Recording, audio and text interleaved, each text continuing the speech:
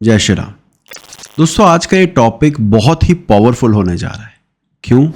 क्योंकि अधिकतर लोग परिवर्तन योग देखते ही बोलने लग जाते हैं, वाह क्या स्ट्रांग योग है, बड़ा अच्छा परिणाम मिलेगा। पर क्या हर परिवर्तन बराबर शुभ फल देता है? दो ग्रह अगर एक दूसरे से राशि परिवर्तन कर लेते हैं तो उन दोनों ग्रहों के बीच और उन दोनों भावों के बीच एक एनर्जी कनेक्ट हो जाती है। यूं कहें कि एक एनर्जी पाइपलाइन तैयार हो जाती है। अब अगर वो दोनों ग्रह परस्पर मित्र हैं या शत्रु, ये बहुत मैटर करता है। क्या वो एक दूसरे को सपोर्ट कर रहे हैं या एक दूसरे की टांग खिंचाई? इसको समझने के लिए कुंडली को देखना बहुत ज़रूरी होता है। इसको सिंपल लैंग्वेज में समझते हैं। मान लीजिए दो व्यक्ति एक प्रोजेक्ट पर काम कर रहे हैं। प्रोजेक्ट बहुत अच्छा है और वो दोनों व्यक्ति एक दूसरे का सम्मान करते हैं, एक दूसरे को समझते हैं, अंडरस्टैंडिंग अच्छी है, तो उस प्रोजेक्ट का रिजल्ट बहुत स्मूथली मिलेगा, जल्दी मिलेगा और जो रिजल्ट है वो भी काफ़ी अच्छा होगा। पर अगर उसी प्रोजेक्ट पर दो ऐसे व्यक्तियों को लगाया जाए जिनके बीच में ईगो क्लैश हो, दोनों एक दूसरे से द्वेष रखते हो, जेलसी रखते हो, तो उस कंडीशन में वो प्रोजेक्ट डिले के साथ, स्ट्रेस के साथ, झगड़ों के साथ पूरा हो पाएगा, अगर पूरा हो पाया तो इस वजह से वो जो दो व्यक्तियों का मैं यहाँ उदाहरण दे रहा हूँ वही दो ग्रह हैं और उनके बीच के अपने संबंध उस राजयोग या उस राशि परिवर्तन योग को या उसके रिजल्ट पर बड़ा प्रभाव डालते हैं। बिल्कुल इसी तरह परिवर्तन योग भी काम करता है। आज के इस एपिसोड में हम समझेंगे कि फ्रेंडली राशि परिवर्तन क्या है, शत्रुवत राशि परिवर्तन क्या है और एक ही घर के राशि परिवर्तन दो अलग अलग लग्नों में किस प्रकार फल बदल देते हैं। साथ ही साथ अंत में समझेंगे कुछ ऐसे पॉइंट जो कि फलित करते वक्त और राशि परिवर्तन का फलित करते वक्त अगर हम ना देखें तो ये परिवर्तन का फलित गलत हो सकता है। तो और विलंब नहीं करते हैं, आरंभ करते हैं आज की इस यात्रा को।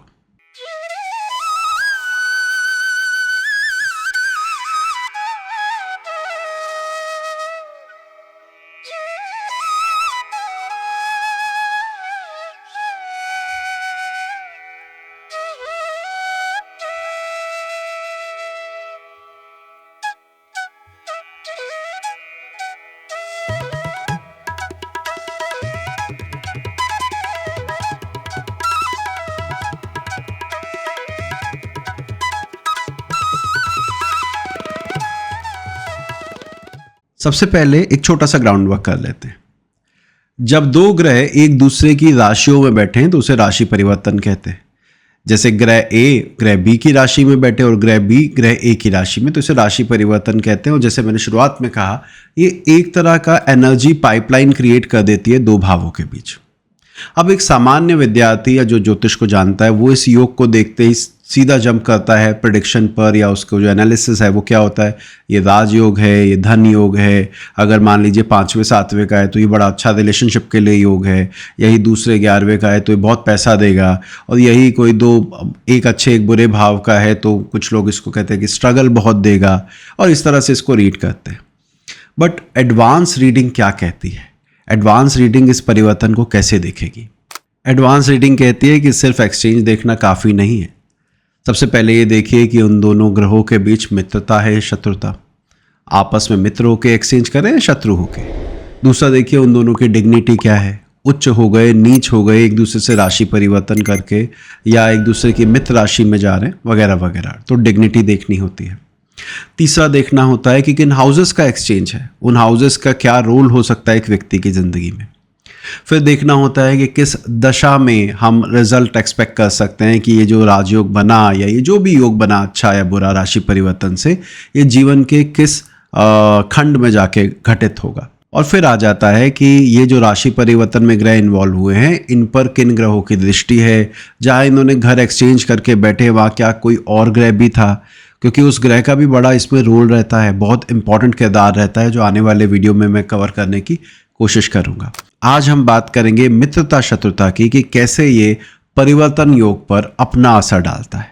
यही फैक्टर डिसाइड करता है कि रिजल्ट स्मूथ मिलेगा या ऑब्स्ट्रक्शन के साथ, कॉपरेशन से मिलेगा या प्रेशर के साथ, इनर पीस के साथ मिलेगा या एंजाइटी के साथ, और कभी कभी रिजल्ट आएगा भी या नहीं। आइए अब इसको समझने की कोशिश करते हैं। देखिए, ज्योतिष में ग्रहों के बीच 3 प्रकार के संबंध होते हैं नैसर्गिक रूप से। मित्र होना, शत्रु होना और एक दूसरे के प्रति न्यूट्रल होना। ये रिश्ता बहुत ही कॉम्प्लेक्स होता है। कई बार ऐसा भी होता है कि आप एक को मित्र मान रहे हैं, दूसरा आपको सम।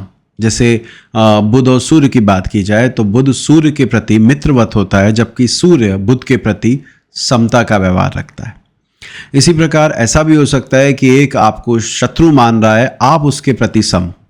जैसे अगर मैं बुध और मंगल का एग्जाम्पल दूं तो बुध मंगल को सम मानता है, जबकि मंगल बुध के प्रति शत्रुता का व्यवहार रखता है।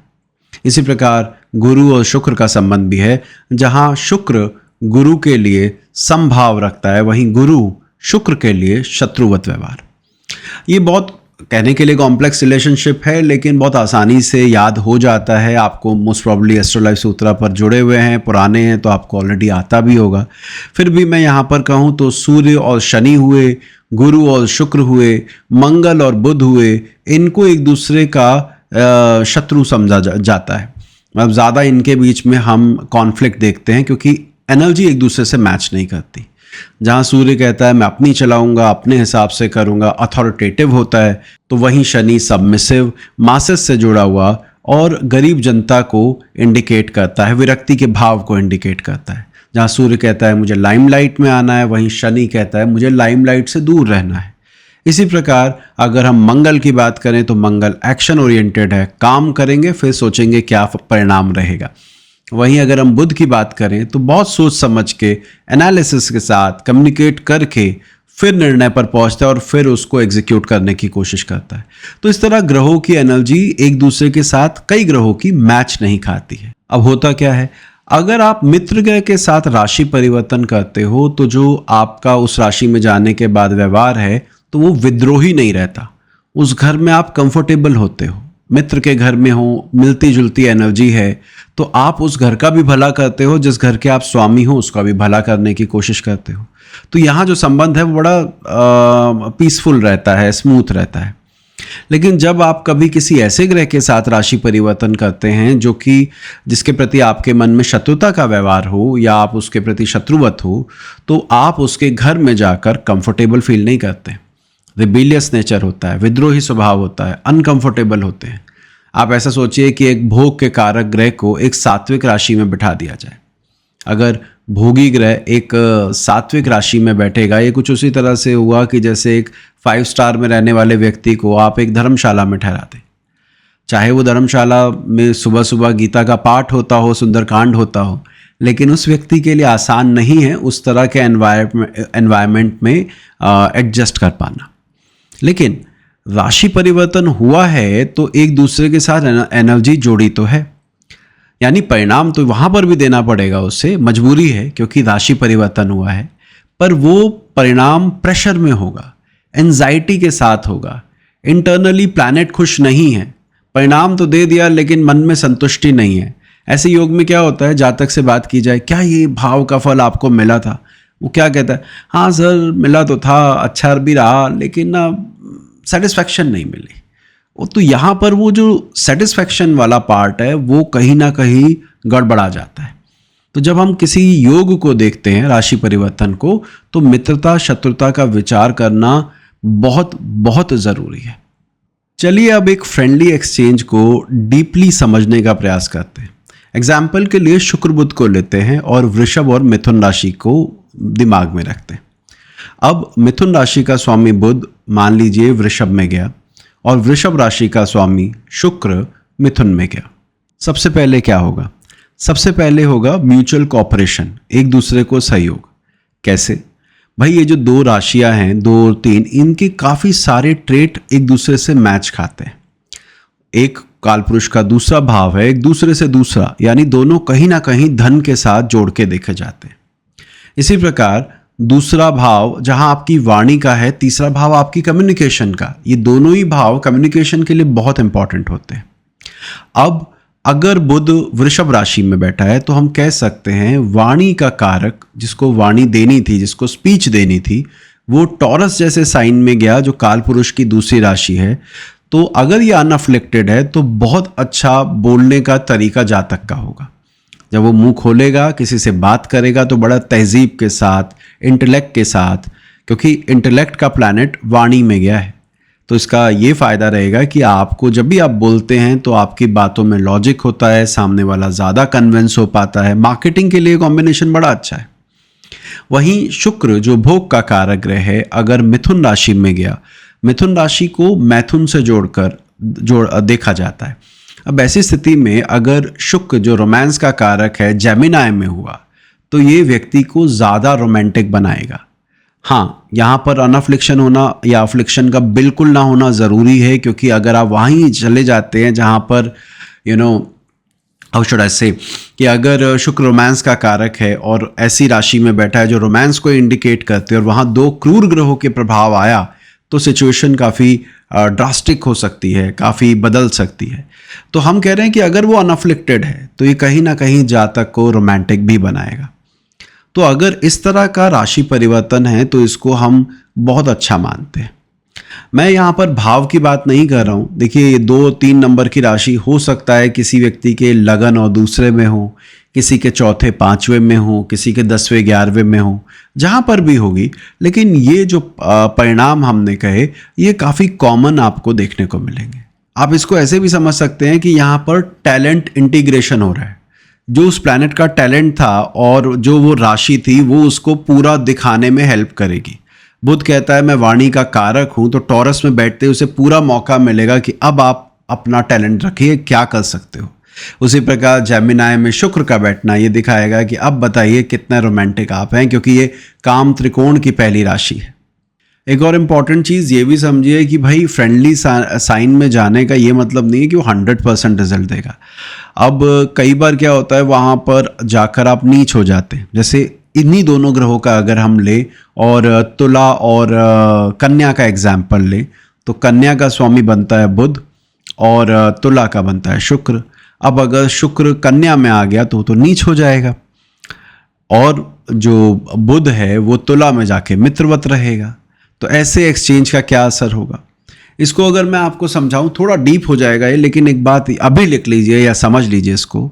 जब भी कभी दो मित्रों का एक्सचेंज होता है तो उनमें जो कमजोर नजर आ रहा हो उसे फायदा होता है। आप इसको ऐसे समझिएगा कि अगर किसी कुंडली में केवल शुक्र कन्या का होता, बुध कहीं और बैठा होता, तो हम कहते बेचारा शुक्र नीच का हो गया, परेशानी देगा, आपकी चॉइसेस के ऊपर क्वेश्चन उठाएगा, नेगेटिव रिजल्ट दिखा रहा है। लेकिन बुध से एक्सचेंज के बाद बुध ने ये प्रॉमिस किया कि वो जो एनर्जी पाइपलाइन है कि जहाँ तुम डेफिशिएंसी में जा रहे हो, जहाँ तुम डेफिसिट में हो, कमज़ोर हो, मैं हूँ तुम्हें उसको कंपनसेट करने के लिए, मैं रिजल्ट देने में तुम्हें हेल्प करूँगा। तो सदैव मित्र ग्रहों का जब राशि परिवर्तन हो तो आप देखना कि जो कमज़ोर ग्रह है उसको ज़्यादा फायदा मिलता है उसके जो कि कमज़ोर नहीं है। तो यहाँ पर ये चीज़ हमें देखने को मिलेगी। अब इस कुंडली पर ध्यान दीजिएगा, ये धनु लगन की पत्रिका है।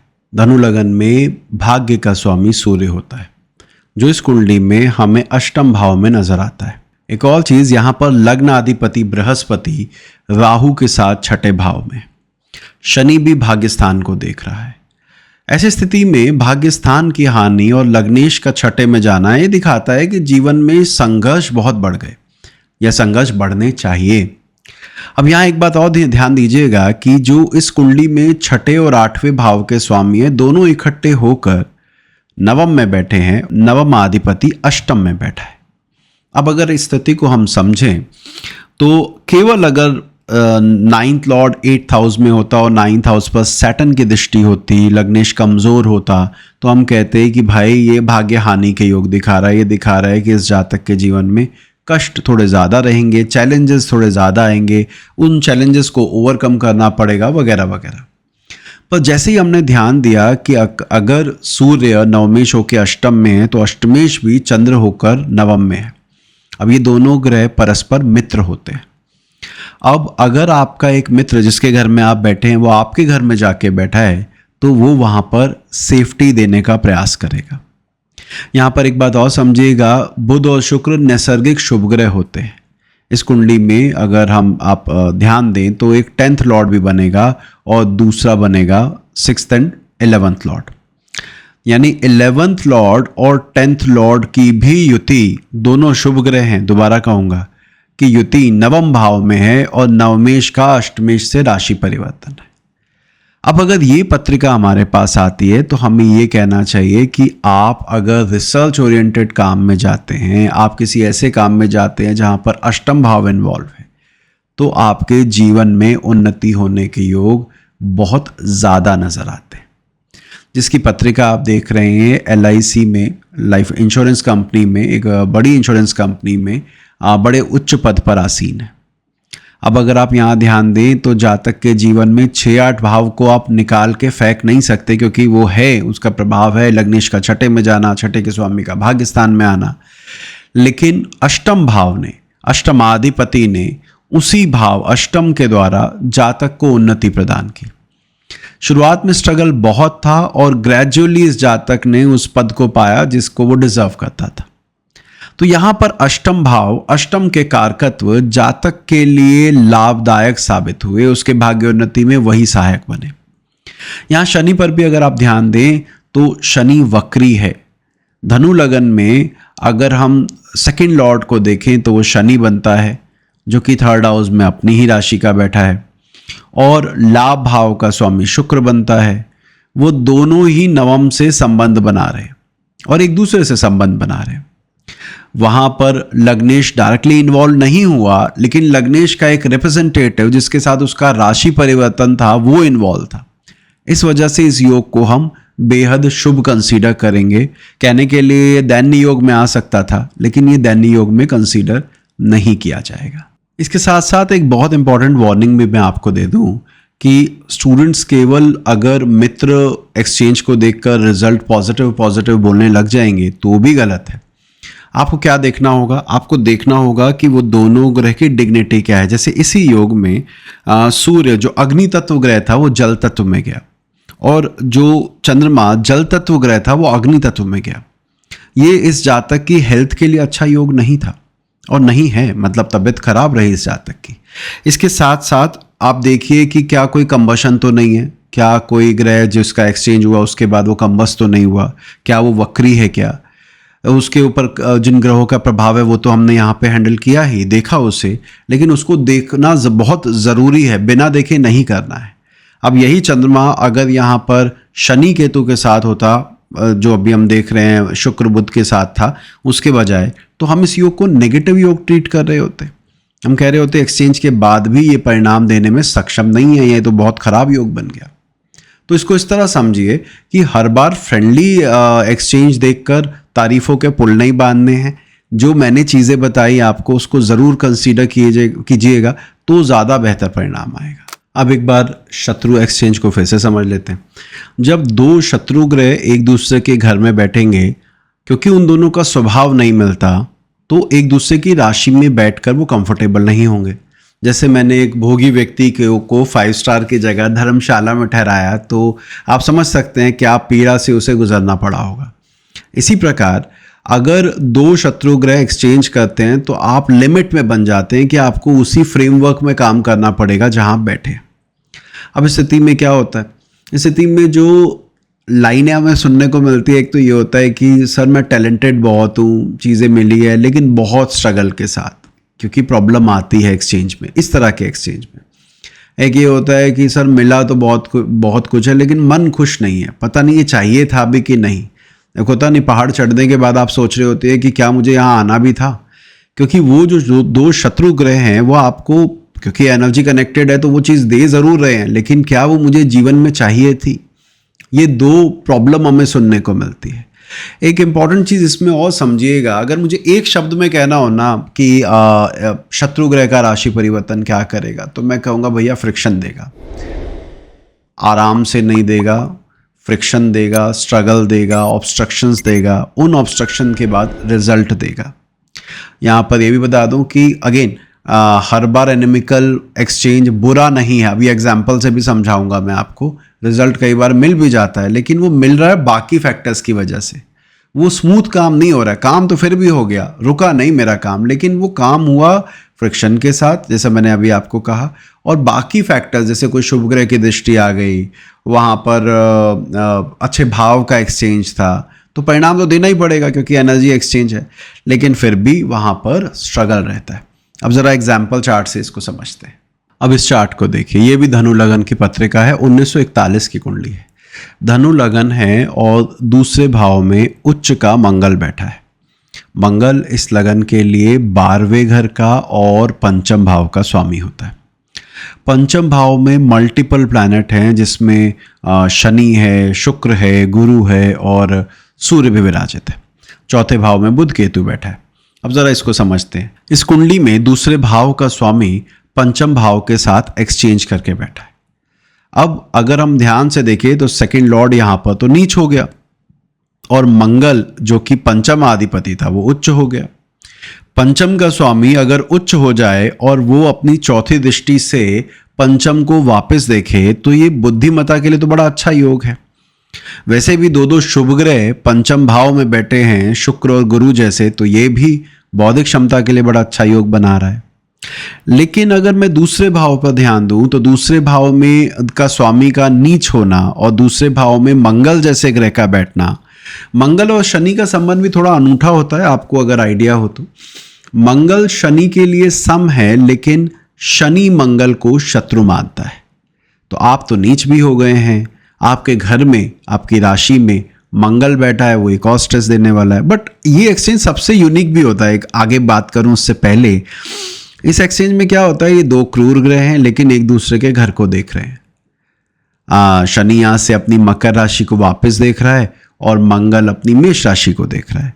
एक ग्रह उच्च हो रहा है, एक ग्रह नीच हो रहा है। ये परफेक्ट एग्जाम्पल है राशि परिवर्तन को समझने का। अब दूसरे भाव में मंगल का बैठना, दूसरे के स्वामी का नीच हो जाना, चौथे भाव में बुध राहु का होना, ये जातक पाकिस्तान में पैदा हुए और ड्यूरिंग पार्टीशन टाइम इन्हें वहां से अपना सब कुछ छोड़ छाड़ कर भाग कर आना पड़ा। Second house afflicted by malefic और सेकेंड लॉर्ड गेटिंग डेबिलिटेटेड। साथ ही साथ अगर मैं पढ़ाई की बात करूं तो दिमाग जातक का अच्छा रहा, खूब पढ़ाई की और ये आयुर्वेदिक डॉक्टर बन गए। परिवार के मामले में भी ठीक है, वो झटका लगा क्योंकि पंचम धनाधिपति का या कुटुंब भाव के स्वामी का नीच होना दिखता है। पर अगर हम यहाँ ध्यान दें तो वो नीचता के बाद भी वहां पर शुक्र और गुरु के बीच जाके शनि बैठा है, यानी दो नैसर्गिक शुभ ग्रह शनि के दोनों ओर है। एक बड़ा पॉजिटिव योग है। एक बात और समझिएगा कि जिस ग्रह की राशि में शनि उच्च होता है वो राशि है तुला। अब तुला का अधिपति शुक्र अगर साथ में बैठ जाएगा शनि के, तो ये भी नीच भंग कर रहा है शनि का। और पंचम भाव में गुरु शुक्र का बैठना, अगर मैं इसको ऐसे बोलूं कि पंचम में एक नीच का ग्रह था, सूर्य भी साथ में था, लेकिन अगर हम ध्यान दें तो वहां पर दो शुभ ग्रह ने पंचम भाव को भी संभाला। तो ओवरऑल ये जातक एक समृद्ध परिवार का व्यक्ति आगे जाके बना भी। पहले भी पीछे से भी अच्छे परिवार से थे, लेकिन वो पार्टीशन के जो दौरान सब कुछ छोड़ कर आना हुआ, एक फ्रेश स्टार्ट करनी पड़ी और यहाँ आकर इसने मेहनत करके वो सब दोबारा अटेन किया। हार्डवर्क खूब रहा, फ्रिक्शन बहुत रहे क्योंकि शत्रु ग्रहों का है, तो ये नहीं कि रखा रखाया विद ईज स्मूदर वे में हो गया, लेकिन मिल गया। ये जातक अब इस दुनिया में नहीं है, बहुत अच्छे ज्योतिषी भी रहे हैं ये। तो कहने का अर्थ ये है कि कुंडली में अगर मेलेफिक प्लैनेट का भी और एक दूसरे के प्रति जो शुभ प्रभाव नहीं रखते उनका भी एक्सचेंज हो तो परिणाम शुभ मिल सकता है, बशर्ते वो शुभ ग्रहों का प्रभाव हो। फ्रिक्शन जरूर आएगा क्योंकि फ्रिक्शन शत्रु ग्रहों में आना लाजमी है। तो अगर आप समझे हो तो हम इसको 5 प्रैक्टिकल रूल में डिवाइड कर सकते हैं। सबसे पहला, ग्रह की मित्रता शत्रुता जरूर देखें जब भी एक्सचेंज देखें। दूसरा, अगर फ्रेंडली एक्सचेंज है तो रिजल्ट स्मूथ मिलेगा, फ्रिक्शन फ्री मिलेगा। और अगर कहीं शत्रु ग्रहों का एक्सचेंज है तो फिर आपको थोड़ा स्ट्रगल करना पड़ेगा, फ्रिक्शन होगी, चैलेंजेस आएंगे, लेकिन परिणाम उसके बाद मिल जाएगा, पर मिलने के योग वहां पर भी रहेंगे। तीसरा, हाउस लॉर्डशिप सब कुछ बदल देती है। भाई स्वाभाविक सी बात है, राशि परिवर्तन शुरू कहाँ से हुआ, जब दो भावों के स्वामी एक दूसरे के साथ एक्सचेंज करके बैठे।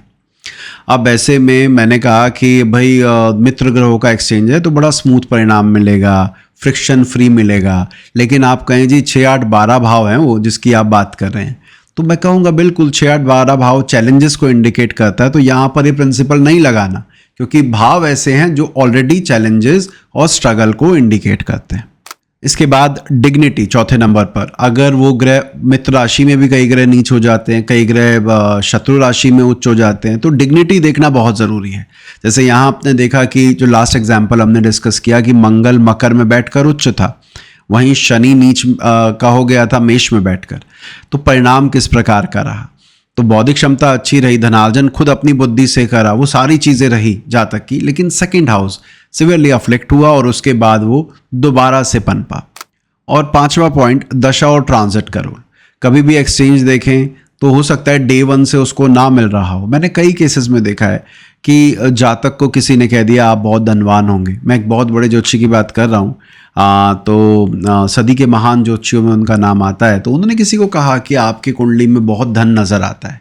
वो जातक उस समय बहुत ही बुरी परिस्थितियों से गुजर रहा था, तो उससे पहले तो उनकी बात पर यकीन नहीं हुआ और कुछ भला बुरा बोलता हुआ आ गया वहाँ से, और कहा कि उन्होंने ये बताया है कि मैं बहुत धनवान हूँ, मेरे पास तो कुछ भी नहीं है। लेकिन उन ज्योतिषी की बात बिल्कुल सटीक साबित हुई। आने वाले सालों में उसने खूब ग्रोथ की और देश विदेश में नाम कमाया। अब वो व्यक्ति कहता है कि जब उन्होंने वो बात कही थी तब मैं बिल्कुल रिलेट नहीं कर पा रहा था।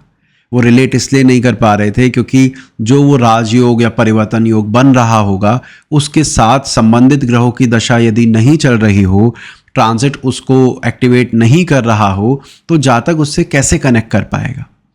इस वजह से कई बार दशा ट्रांजिट देखते हुए आपको इस परिवर्तन के बारे में बात करनी चाहिए। अब एक और इम्पॉर्टेंट चीज़, भाई अगर न्यूट्रल एक्सचेंज है तो जैसे बृहस्पति और शनि का एक्सचेंज, वो ना तो मित्र है ना शत्रु है, ऐसे में देखिए कि उन पर किन ग्रहों का प्रभाव आ रहा है। यदि शुभ ग्रहों का प्रभाव आ रहा है तो रिजल्ट स्मूथर मिलेंगे, अच्छे मिलेंगे। और अगर उन्हीं पर क्रूर ग्रहों का प्रभाव आ रहा है तो गुरु की राशियों के लिए विशेषकर ये नेगेटिव योग बन सकता है।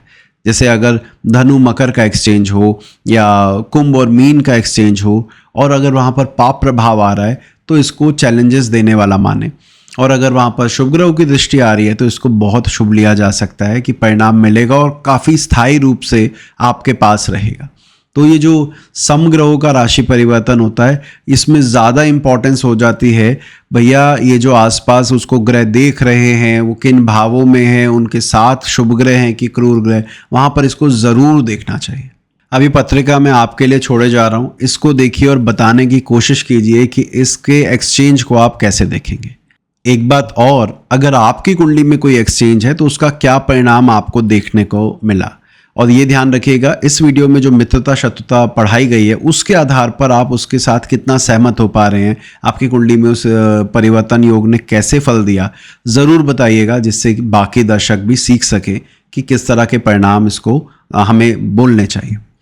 आशा करता हूँ ये वीडियो आपको अच्छा लगा हो, ये सीरीज़ आपको अच्छी लग रही हो। यदि हाँ तो इसको लाइक करना मत भूलिएगा। आपके लाइक हमें प्रोत्साहित करते हैं कि हम और अच्छा और जल्दी काम करें। मिलते हैं अगली बार किसी और वीडियो के साथ। यदि इस चैनल पर नए हैं तो सब्सक्राइब करना मत भूलिएगा, जिससे कि आपकी ये सीरीज़ भी पूरी हो पाए और आपको ऐसे और अनगिनत वीडियो मिल पाए जिससे आप ज्योतिष को अच्छे से समझ पाए। अपना ध्यान रखिएगा, मिलते हैं अगली बार। जय श्री राम। ये तो केवल शुरुआत है, आगे की समझ के लिए स्क्रीन पर दिए गए वीडियो आपके लिए और उपयोगी रहेंगे। उन्हें देखें और नियमित रूप से ज्योतिष सीखते रहें। सब्सक्राइब करके इस ज्ञान को आप निरंतर प्राप्त करते रहें।